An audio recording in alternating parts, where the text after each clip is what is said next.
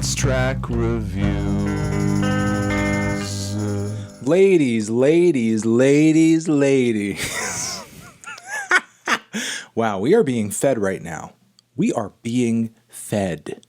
We have a brand new song, a brand new single from none other than Mr. Earl Sweatshirt. Fresh, new, dropping right now. Whole World, featuring Maxo. Look, guys, Earl is in a weird place in his career right now. He's writing very dark, abstract, depressive music that is very much on the cusp of something. It's out there in the outer limits of abstract hip-hop right now.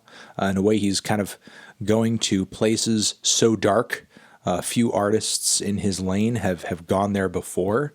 I love some rap songs. You guys know I really fuck with that 2018 record. Some great instrumentals and powerful lyricism, dark lyricism on that record, and an impenetrable sadness vibe to that album that cannot be denied. On top of that, we had his Feet of Clay EP that dropped not too long ago, and that, while it did check a lot of similar boxes, not quite as great. You know, songs felt pretty underwhelming, content samey, and the instrumentals weren't so fantastic either. So, this single really could go either way. Though even some of my favorite tracks off of some rap songs, like the teasers and such, it was a little hard to tell the full appeal of what that project would be and those songs themselves as they were kind of isolated, because it's really sort of a record that everything about each song compounds into this very heavy sense of depression.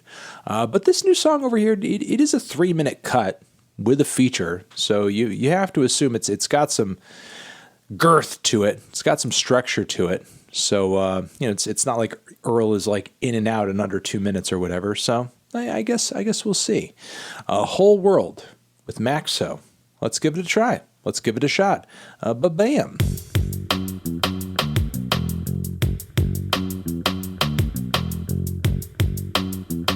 Yeah, I thought it was okay.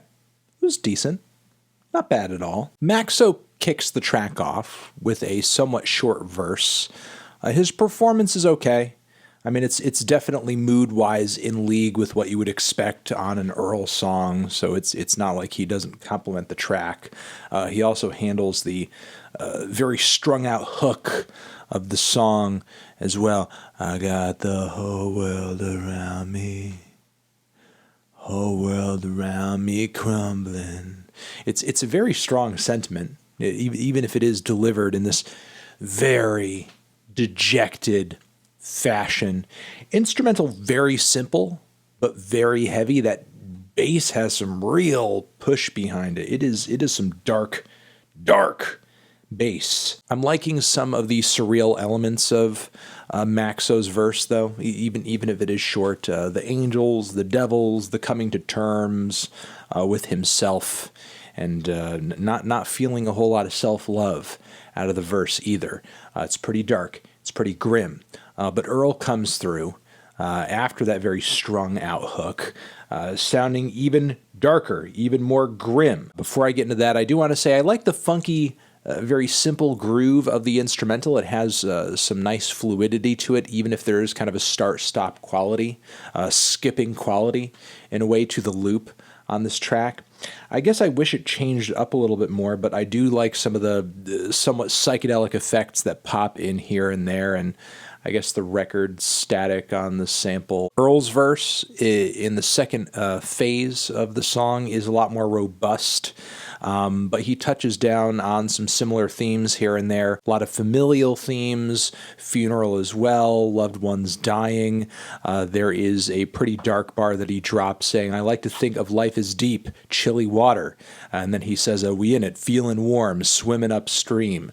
Almost as if he's portraying himself to be this type of person who just thrives in the negative feelings, thrives in the depression. You know, there's something about his flow, and there's something about some of the very dark lyricism and almost like the wittiness of his words and the extent to which he goes to sort of paint a very grim picture here.